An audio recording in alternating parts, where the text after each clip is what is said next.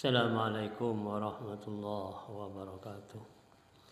Al-Fatihah ila hadratin Nabi Mustafa Muhammadin sallallahu alaihi wasallam wa ala alihi wa sahbihi wa dzurriyyatihi wa ahli baitihi wa jami'il anbiya wal mursalin wa syuhada was salihin wal ulama'il amilin ala hadihim ya rabbal niyatin salihah.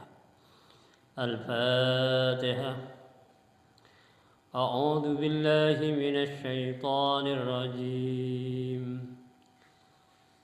بسم الله الرحمن الرحيم الحمد لله رب العالمين الرحمن الرحيم مالك يوم الدين إياك نعبد وإياك نستعين اهدنا الصراط المستقيم صراط الذين أنعمت عليهم غير المغضوب عليهم ولا الضالين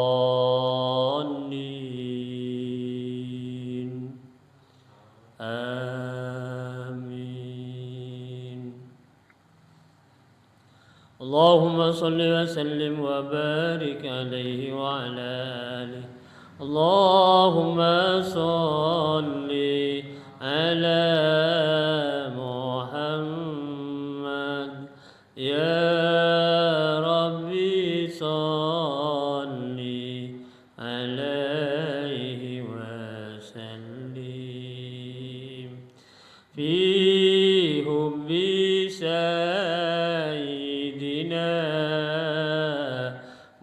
محمد نور لبدر الهدى متمم اللهم صل على محمد يا ربي صل عليه وسلم قلبي يهين إلى محمد ما زال من وجده متيم اللهم صل على محمد يا ربي صل عليه وسلم ما لي حبيب سوى محمد غير الرسول للنبي المكرم اللهم صل على محمد يا ربي صل عليه وسلم شوق المحب إلى محمد أفناه ثم به تيم اللهم صل على محمد يا ربي صل عليه وسلم بشر شافعنا محمد منجي الخلائق من جهنم اللهم صل على محمد يا ربي صل عليه وسلم ميلاد سيدنا محمد أم القرى بلد مؤدم اللهم صل على محمد يا ربي صل عليه وسلم أحيا الدجى زمنا محمد مولاه سلمه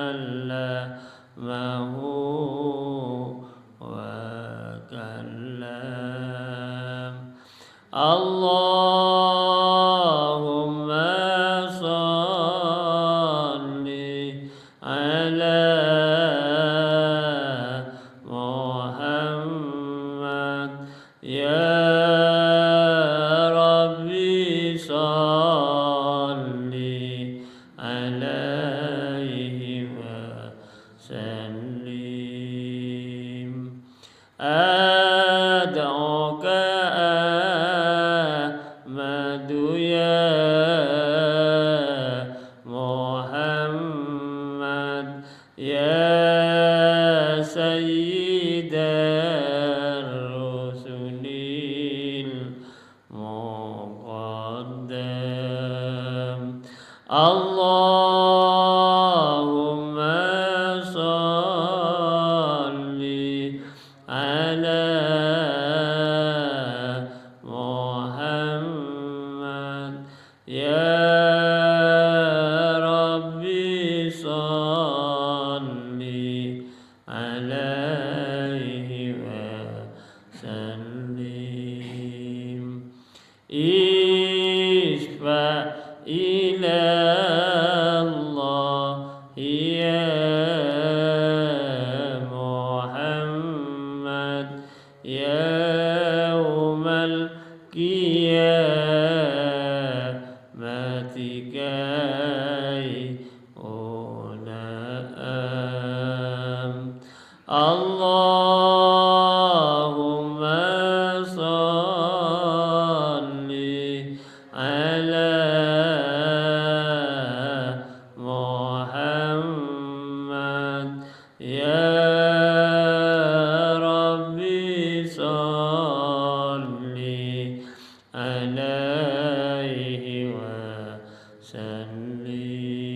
وسلم اللهم صل وسلم وبارك عليه وعلى آله الجنة ونعيمها سعد لمن يصلي ويسلم ويبارك عليه وعلى آله أتر اللهم قبره الكريم بعرف شديد من صلاة وتسليم اللهم صل وسلم وبارك عليه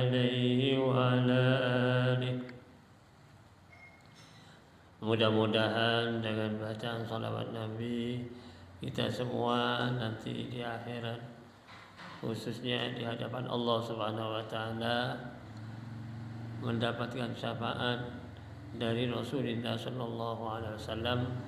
Dengan izin dari Allah Subhanahu wa taala kita bisa berkumpul juga bersama Nabi Muhammad, para nabi-nabi yang lain, para siddiqin, para syuhada, para sholihin, para ulama. Akhirnya kita semua oleh Allah dimasukkan ke dalam surganya bersama beliau-beliau, surga yang penuh dengan nikmat, mendapatkan ridha dari Allah Subhanahu wa taala. Amin Allahumma amin. Hadirin hadirat yang saya muliakan, alhamdulillah pada malam ini kita bisa hadir di Langgar Hidayah Kauman dalam rangka kita menghadiri pengajian rutin. Kebetulan malam ini diawali dengan hujan tadi sebentar ya. Tapi alhamdulillah sampai detik ini Allah Subhanahu wa taala memberi kesehatan dan kesempatan kepada kita bisa mengikuti pengajian malam ini. Mudah-mudahan kita semua mendapatkan tambahan rahmat dan nikmat dari Allah, mendapatkan ilmu yang bermanfaat, dapat kita amalkan di dunia ini dan bermanfaat nanti, pahala ganjarannya kita terima di sisi Allah Subhanahu wa taala. Amin Allahumma amin. Salah satu rahmat yang Allah berikan kepada kita semua pada malam ini adalah kita termasuk hamba Allah, umat Muhammad yang senantiasa menjunjung tinggi syiar agama. Syiar agama ini salah satunya adalah majelis taklim ini.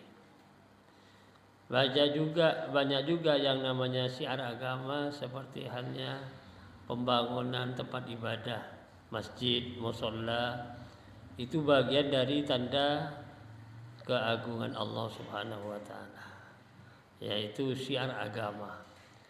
Kalau orang itu ya diantaranya yang termasuk syiar agama adalah keberadaan para ulama. Oleh sebab itu kita pada malam ini mendapatkan tambahan rahmah dan nikmat dari Allah bisa menghadiri majelis taklim. Berarti kita ikut serta menjunjung tinggi syiar agama. Di dalam Al-Quran Allah berfirman, A'udzubillahi minasyaitonirrajim, wa may yu'azzim sya'airallahi fa innaha min taqwal qulub. Ini nanti bisa dibuka di surah Al-Hajj, surat haji ya. Nomornya nanti dicari sendiri. Wa may yu'azzim sya'airallah, dan barang siapa yang memuliakan dan mengagungkan tanda-tanda keagungan Allah, tanda-tanda agama yang Allah ridhoi, tanda-tanda nikmat yang Allah curahkan. Syiar agama itu bagian dari nikmat besar yang Allah turunkan kepada kita semua. Wa may yu'azzim sya'airallah, dan barang siapa yang mengagungkan syiar agama Allah, fa innaha min taqwal qulub, maka sesungguhnya orang yang mengagungkan dan memuliakan syiar agama Allah itu adalah bagian dari takwanya hati. Dari masing-masing orang yang mengagungkan syiar agama itu berarti hatinya itu betul-betul takwa. Wa may yu'azzim sya'airallah fa innaha min taqwal qulub. Shadaqallahul azim. Kalau hati seseorang sudah takwa kepada Allah, insyaallah, karena remote dari badan kita itu adalah hati. Nabi mengatakan, inna fil jasadi mudghatan idza saluhat saluhal jasadu kullu wa idza fasadat fasadal jasadu kullu ala wahiyal qalbu. Sesungguhnya di dalam jasad, termasuk di dalam jasad kita masing-masing ini, ada mutghah itu. Inna fil jasadi mutghah, ada segumpal darah. Idza saluhat saluhal jasadu kullu. Apabila mutghah yang ada segumpal darah di jasad manusia itu, kalau itu baik, jasad apa? Salahas. Idza saluhal jasadu, maka baik semua jasad badan kita, mata kita, telinga kita, mulut kita, tangan kita, perut kita, kaki kita, semuanya ikut baik apabila segumpal darah itu baik. Sebaliknya wa idza fasadat fasadal jasadu kullu. Apabila segumpal darah itu jelek, maka semua badan itu ikut jelek. Oleh sebab itu, titik beratnya dari ayat tadi, orang yang senantiasa mengagungkan dan memuliakan syiar agama itu bertanda bahwa hatinya takwa kepada Allah, berarti baik itu. Insya Allah telinga, mata, mulut, tangan, kaki, perut, semuanya ikut baik. Ini menjadi tanda bahwa mutghah, segumpal darah yang ada di dalam jasad tadi itu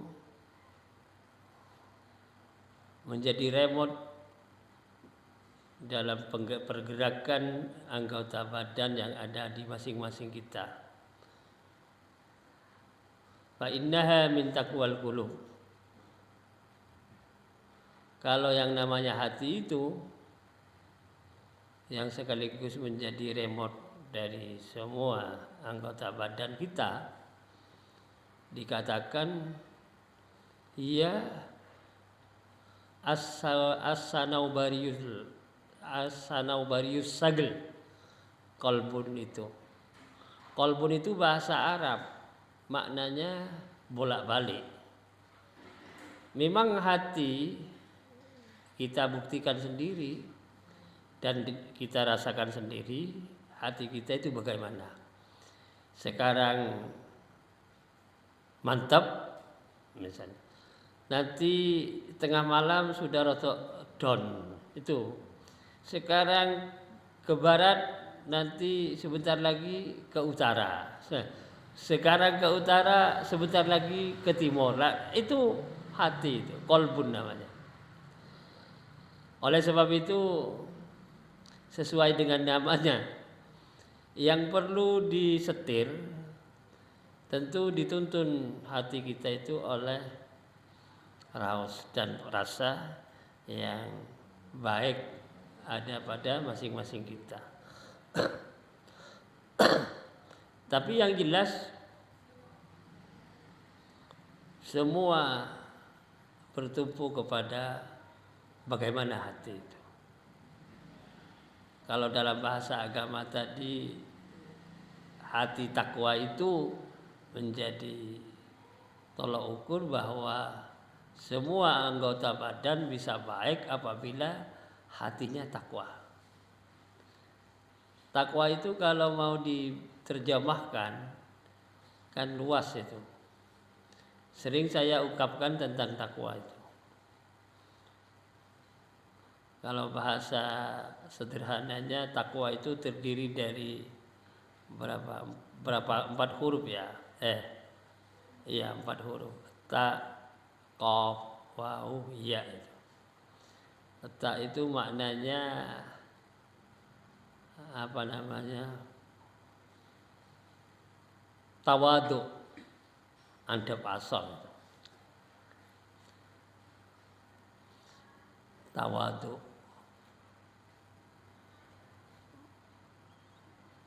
Nomor urut pertama dari kata-kata takwa itu, orang itu pasti tawadu. Yang kedua qaf. Qaf itu adalah qanaah itu. Qanaah itu nerimo apa yang Allah takdirkan dia terima karena dia takwa. Wau itu warai itu atau wirai.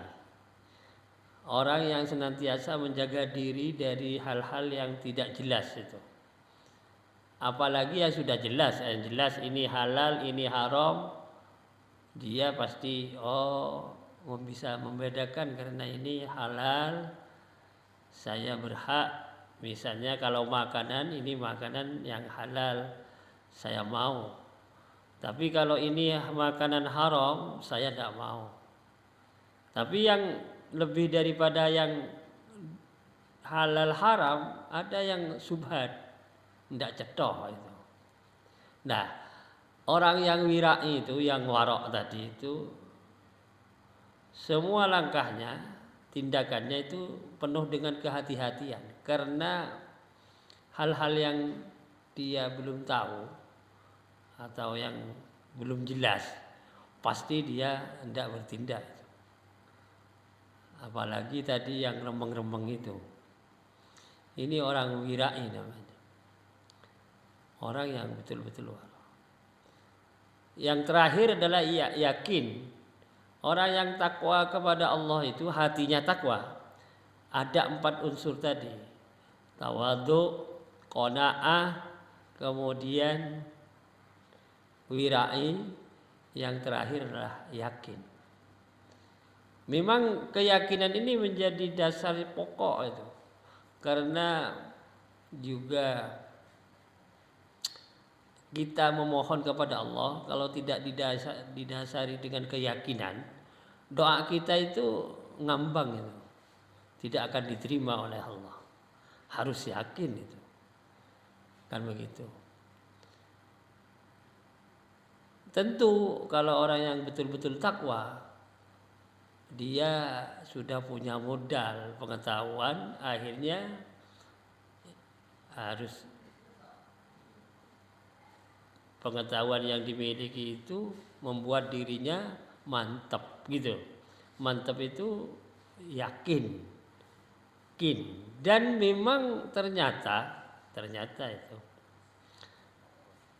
substansi daripada kehidupan kita beragama itu terletak kepada keyakinan. Makanya ada istilah iman. Iman itu adalah keyakinan. Tetapi pengertian keyakinan dalam Islam itu hal-hal yang berkaitan dengan perintah Allah, larangan Allah, ya, dengan keyakinan yang benar, tidak asal lalu kita lepas dengan begitu saja karena didasari dengan keyakinan. Tapi bukan seperti orang yang sekedar ngomong percaya itu tadi, yakin kan? Kan ada di sini namanya aliran kepercayaan. Itu pun tidak terkonsep seperti Islam. Cuman ya percaya gitu aja. Tuhan ada. Tapi hal-hal yang diwajibkan oleh Allah akhirnya tidak yakin.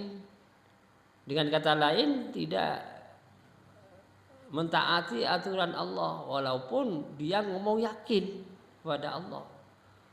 Cuman yakin kepada Allah saja. Hal-hal yang berkaitan dengan perintah Allah dan larangan Allah itu dia tidak meyakini. Nah itu tidak sempurna itu.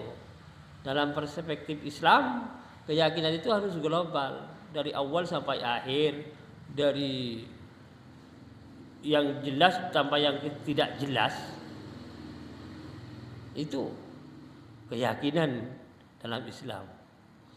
Tidak asal yakin saja, karena unsur dari 4 huruf yang satu dari 4 huruf tadi terakhir adalah keyakinan. Takwa namanya. Takwa, tawadhu, qanaah, wirai, kemudian yakin. Ternyata definisi ilmu pengetahuan secara keseluruhan membuat diri kita itu yakin. Karena ada pengetahuan yang sudah kita pahami dan kita telusuri sedemikian rupa bahwa ini benar misalnya, membuat diri kita yakin. Definisi ilmu pengetahuan itu kalimatnya sederhana itu.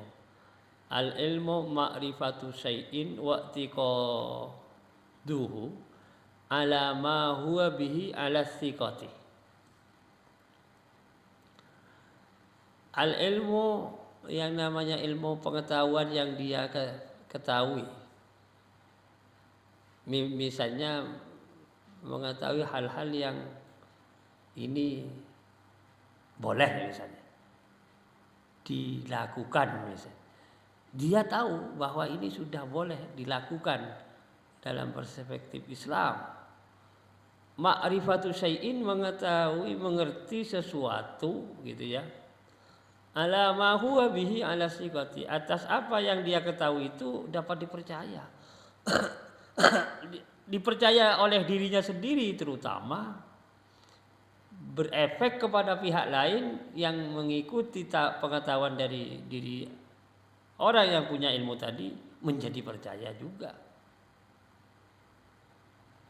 Jadi takrif itu bahasa Arab, kalau bahasa Indonesia definisi namanya. Definisi ilmu, saya ulangi kembali, al-ilmu ma'rifatu syai'in wa i'tiqaduhu ala ma huwa bihi ala thiqati.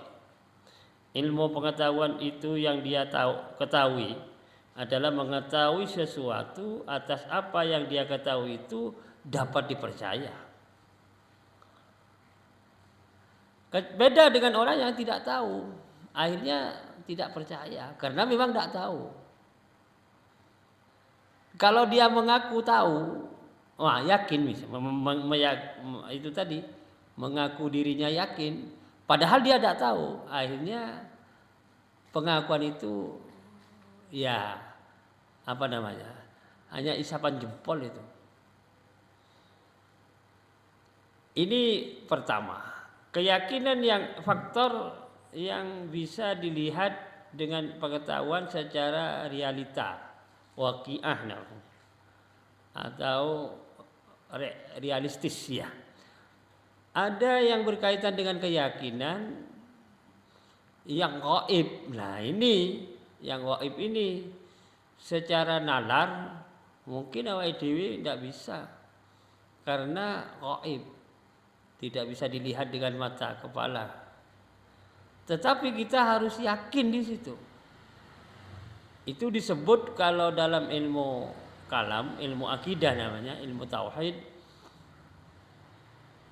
meyakini sesuatu yang tidak kelihatan, bagian dari hal yang wajib diyakini. Misalnya yang lebih konkret itu awake dhewe harus yakin adanya Allah kan gitu. Padahal diri kita tidak tahu Allah. Harus yakin juga kepada malaikat, padahal kita tidak pernah tahu malaikat. Harus yakin bahwa besok ada siksa kubur, padahal belum dapat siksaan di kubur kan gitu. Harus yakin bahwa besok ada pahala dari Allah, padahal belum pernah dapat pahala dari Allah. Yang samar-samar itu yang disebut gaib. Makanya ciri khas orang yang mendapat petunjuk dari Allah, menjadi orang yang mendapat nikmat besar dari Allah, petunjuk Al-Quran itu jatuh kepada orang-orang yang takwa. Hudan lil muttaqin, itu Qurannya begitu. Dzalikal kitabu la raiba fihi hudan lil muttaqin. Itulah kitab Al-Quran ini yang tidak ada keraguan di dalamnya, tidak dapat diragukan lagi maksudnya, baik perintah Allah maupun larangannya, baik cerita-cerita yang ada dalam Al-Quran itu tidak boleh diragukan lagi itu oleh siapa saja. Kalau mengaku dirinya beragama Islam, iman kepada Allah kan begitu. Sekaligus Al-Quran yang tidak dapat diragukan isinya itu sebagai petunjuk bagi orang-orang yang takwa. bermuara ke situ. Orang-orang yang takwa itu kriteria pertama, alladzina yu'minuna bil ghaibi. Nah, ini orang-orang yang percaya kepada yang gaib, yang tidak pernah kelihatan. Ini orang yang mengaku orang yang mempunyai aliran kepercayaan tadi itu kan cuma ngomong, saya percaya, kan gitu. Tapi dia tidak meyakini hal-hal yang tidak dia ketahui berupa perintah Allah misalnya. Tidak mau. Kemudian tidak percaya juga dia hal-hal yang dilarang oleh Allah karena dia tidak tahu. Nah, di sini bedanya orang yang mengatakan saya yakin tapi tidak dalam mengambil konsep-konsep agama Islam. Saya uraikan ini supaya kita tahu bedanya orang yang sekedar mengaku gitu, yang tidak berangkat dari agama yang Allah ridhoi, itu secara agama Islam tidak sah keyakinan, tidak sah, tidak bisa diakui, cuman ngaku tok. Tapi di mata orang kan direspon di mata orang, karena memang orang itu terbatas juga, tidak sampai ke sana, tapi terbatas hanya di sini. Itu orang akhirnya merespon benar dan tidak benar, pokoknya ya terserah sana. Bahkan larinya kepada hak asasi, itu hak asasi manusia, kan begitu. Ini saya mengorek dari pemahaman agama kita, agama Islam. Yang namanya takwa itu terdiri dari 4 unsur tadi.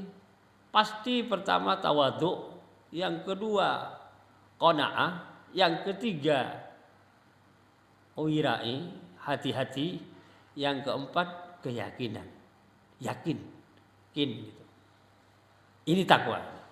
Jadi ini saya uraikan lebih detail dari biasanya, karena kalau konsep takwa yang definisi yang sederhana itu adalah imtitsalul awamir wa jitinabun nawahi. Melaksanakan semua perintah Allah, menjauhi semua larangannya. Itu takwa. Tapi itu secara syariat itu. Substansi dari takwa tadi itu adalah aplikasi realitas yang ada pada 4 unsur tadi. Tawadhu, kemudian qanaah, yang ketiga adalah wirai, yang keempat adalah yakin. Ini substansi takwa. Karena sangat rahasia kaitannya dengan apa yang ada pada hati seseorang. Bapak-bapak, ibu-ibu yang berbahagia, kembali kepada laptop, ya, bahwa orang yang mengagungkan syiar agama adalah tanda bahwa hatinya orang tersebut takwa kepada Allah Subhanahu wa taala. Jadi kita bersyukur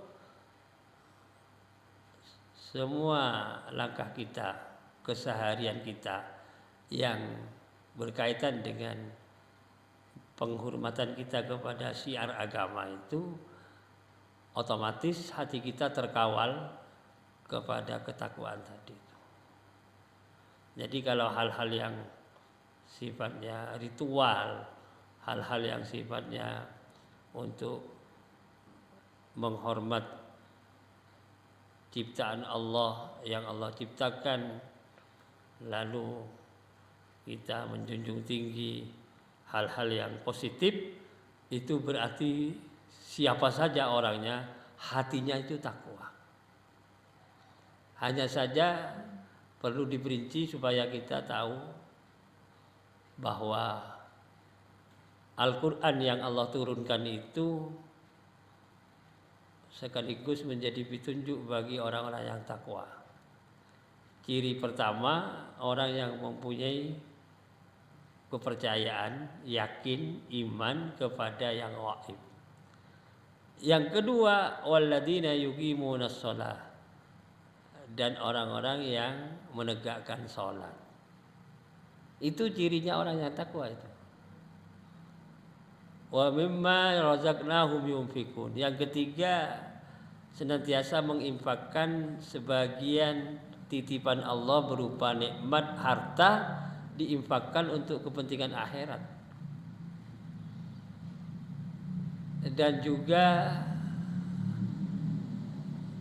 yang keempat adalah orang yang mempercayai apa yang Allah turunkan, Al-Quran terutama, dan yang percaya kepada hari akhir, kan begitu ya. Hari akhir itu kiamat. Kebetulan kita sudah baca kaitannya dengan rukun iman, ternyata ada 6 tadi. Iman kepada Allah, iman kepada utusannya, malaikatnya, kitabnya, kemudian takdirnya Allah, qadar, dan hari akhir. Nah, ini menjadi rukun. Rukun itu artinya kalau 6 faktor ini ada pada kata iman, sempurna imannya. Tapi kalau tidak, maka tidak boleh dikata tidak sah imannya seseorang. Misalnya percaya kepada Allah, tapi tidak percaya kepada utusan Allah. Kepada Allah percaya, tapi tidak percaya kepada para nabi misalnya. Contoh yang sederhana itu, Abu Jahal itu, paman Rasulullah itu, percaya kepada Allah bahwa Allah itu ada. Tapi dia itu tidak percaya kepada Nabi Muhammad sebagai utusan Allah. Akhirnya dalam Islam dikatakan orang murtad itu, kafir lah. Tidak Islam. Walaupun percaya kepada Allah. Tapi kepada Nabi Muhammad tidak mau percaya. Akhirnya syahadatnya Abu Jahal itu lucu itu. Asyhadu an la ilaha illallah wa asyhadu anna Muhammad keponakan saya. Itu syahadatnya Abu Jahal itu. Saya bersaksi bahwa tidak ada Tuhan kecuali Allah. Tapi saya juga bersaksi bahwa Muhammad itu ponakan saya saja, bukan utusan Allah. Jadi tidak Islam, dikatakan kafir karena tidak percaya kepada utusan Allah, terutama Nabi Muhammad. Makanya bagian dari rukun iman, kecuali percaya kepada Allah, percaya juga kepada utusan-utusan Allah, bukan cuma Nabi Muhammad ya, banyak. Kalau Nabi dan Rasul itu yang wajib kita yakini kan ada 25 itu. Nah, orang yang memenuhi dari rukun 6 rukun tadi itu, Islamnya itu sempurna, itu keyakinannya sempurna itu. Saya ulangi ciri khas kriteria yang kedua dari takwa tadi, alladzina yuqimunas shalah. Orang-orang yang menegakkan salat. Nah, di sini kalau dibahas agak detail sekali itu. Orang yang menegakkan salat itu artinya dia senantiasa jangan sampai kendor di dalam melaksanakan ibadah, khususnya salat. Harus tegak itu. Salat itu harus dilaksanakan dengan penuh kesungguhan. Jangan formalitas. Nyun sewu hanya formal-formal aja. Jangan cuman begitu, karena kalimatnya itu yuqimunas shalah. Aqama yuqimu itu. Tegakkan salat itu. Bukan cuma sekedar melaksanakan sholat, tapi sholat dilaksanakan plus diperkuat gitu. Itu banyak faktor untuk tegaknya sholat itu. Ya disiplin waktu, ya kan. Terus dirinya itu kalau sholat itu dipersiapkan sedemikian rupa, baik pakaiannya, baik tata cara yang berkaitan dengan syarat rukunnya sholat dipersiapkan maksimal gitu. Bukan cuma sekedar-sekedaran. Ini saya tegaskan di sini supaya kita mengerti maknanya aqama yukimu itu. Yukimu itu maknanya tegak.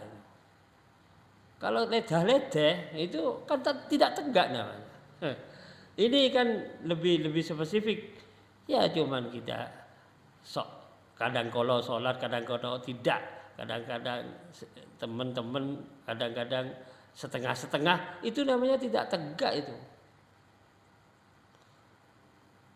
Walladzina yuqimunas shalah. Orang-orang yang mendapat petunjuk dari Al-Qur'an sebagai hamba Allah yang takwa, salatnya ditegakkan. Gitu. Agak ditekankan di sini supaya kita itu tambah mantap maksud saya. Karena salat itu adalah alokasi waktu yang kita gunakan untuk menghadap Allah. Substansinya melaporkan diri kepada Allah dalam proses perjalanan hidup di 24 jam itu. Kita laporkan kepada Allah, kita sampaikan secara konkret bahwa diri saya menghadap pada zat yang menciptakan alam semesta. Inna sholati wa nusuki wa mahyaya wa mamati lillahi rabbil alamin. Kan begitu. Inni wajjahtu wajhiya lilladzi fataras samawati wal arda hanifa musliman wa ma ana minal musyrikin. Inna sholati wa nusuki wa mahyaya wa mamati lillahi rabbil alamin la syarikalah wa bidzalika umirtu wa ana minal muslimin. Jadi makna di dalam iftitah itu, doa iftitah itu betul-betul menjadi kenyataan. Tidak hanya sekedar kita nyun sewu, saya ulangi lagi, hanya sekedar formalitas. Kalau cuma formalitas itu ngambang itu sholat kita. Bahkan tidak mendarah daging, tidak bisa mewarnai kehidupan diri kita sehari-hari dari sholat itu, karena sholatnya kurang begitu mantap. Di sini faktornya yang ada pada diri kita di dalam keseharian melaporkan diri kepada Allah lewat sholat 5 waktu. Dan juga yang ketiga, ciri khas daripada orang yang takwa adalah senantiasa dia memanfaatkan amanat rezeki yang diterima dari Allah itu diinfakkan untuk kepentingan akhirat itu. Bukan digunakan untuk foya-foya yang tidak ada tujuannya. Itu kan cuma jadi sampah saja. Dengan kata lain, rezeki yang kita terima dari Allah itu ya cuma lewat badan kita saja. Tidak ada asar besok di akhirat. Tidak ada bekas yang kita terima berupa harta di hadapan Allah, karena harta yang dimiliki itu tidak digunakan untuk kepentingan akhirat. Ini juga dalam ilmu syariat agama Islam, bukan harta yang dimiliki itu harus diinfakkan semua, bukan. Wa mimma itu sebagian. Dan sebagian dari apa yang Allah titipkan rezeki itu diinfakkan dengan sebaik-baiknya. Bapak-bapak, ibu-ibu yang berbahagia, dari 3 hal ini saja kalau kita uraikan sedemikian rupa kaitannya dengan petunjuk yang diterima oleh orang-orang yang takwa kepada Allah, khususnya Al-Quran, insya Allah diri kita itu perjalanan hidupnya bahagia, karena hati kita meremot diri kita itu ke arah yang benar, tindakan yang positif. Bahasa Al-Qur'annya siratal mustaqim, kan begitu. Kebetulan Shiratal Mustaqim itu makna yang lebih jelas itu agama Islam itu. Ini yang bisa saya sampaikan sedikit kaitannya dengan hati menjadi remote dalam kehidupan kita. Hati ini perlu dibenahi. Ada cara yang sederhana supaya kita lebih mudah untuk mengantarkan hati itu ke jalan yang lebih mantap ke depan. Itu sering hati kita itu dibersihkan dengan istighfar. Ya tentu diucapkan, tapi dalam hati itu khusyuk bahwa diri kita itu mohon ampun kepada Allah. Istighfar, karena selama ini banyak kesalahan, kan begitu. Sekaligus awake dhewe mengakui bahwa dalam kehidupan itu begitu bangun, tidur, itu sudah dosa misalnya. Ini yang perlu diperhatikan. Akhirnya terdorong hati kita untuk bertaubat kepada Allah, istighfar. Insya Allah kalau banyak istighfar itu hati itu mengarah kepada ketakwaan. Kebetulan istighfar yang kita amalkan misalnya itu menyebabkan semua langkah-langkah kita itu dimudahkan oleh Allah, karena Allah senang kepada hambanya yang bertaubat itu, yang banyak istighfarnya maksud saya. Senang Allah Ta'ala. Akhirnya langkah-langkah kita itu dimudahkan oleh Allah. Di sini hikmah yang ada dalam kehidupan kita beragama ini, supaya memilih aturan dari Allah yang Allah ridhoi, kan begitu. Saya bukan menyalahkan orang punya keyakinan sendiri, tidak. Tapi kalau orang Islam itu ya ke sini, kita fokus mengikuti aturan yang Allah turunkan lewat agama yang Allah ridhoi itu. Kalau ada pihak yang tidak mau, lain cerita itu. Dan kita tidak usah membahas yang tidak mau, karena memang tidak mau. Karena Nabi Muhammad kan sudah bersabda, kullu ummati kulluhum yadkhulunal jannah. Semua umatku besok akan masuk surga, illa man aba, kecuali orang yang tidak mau, kan begitu. Sahabat tanya, wa may ya'ba ya Rasulullah, siapa yang tidak mau? Man ata'ani faqad man ata'ani dakhala al-jannah wa man asani faqad aba. Jawab Rasulullah, orang yang taat kepada aku dia akan masuk surga. Tapi orang yang bermaksiat berarti dia yang tidak mau, ya sudah. Nah, kita untuk umat Islam, entaran umat Islam, jangan kita sampai meninggalkan aturan, kan gitu aja. Kalau diperintah oleh Allah dan Rasulnya, kita laksanakan. Tentu semampu kita. Dan kita dilarang oleh Allah dan Rasulnya, kita tinggalkan, gitu aja. Sederhana itu. Berarti kita mengikuti apa yang ditetapkan oleh Allah dan Rasul Nabi Muhammad SAW. Saya kira ini sedikit uraian yang berkaitan dengan remote control dari badan kita yang namanya hati. Maulaya salli wa sallim daiman abada ala habibika khairil khalqi kullihim huwal habibul ladzi turja syafa'atuhu likulli hawlin minal ahwali muqtahimi ya rabbi bil mustafa balligh maqasidana waghfir lana ma madha ya wasi'al karami. Rabbana atina fid dunya hasanah wa fil akhirati hasanah wa qina adzabannar. Walhamdulillahirabbil alamin. Assalamualaikum warahmatullahi wabarakatuh.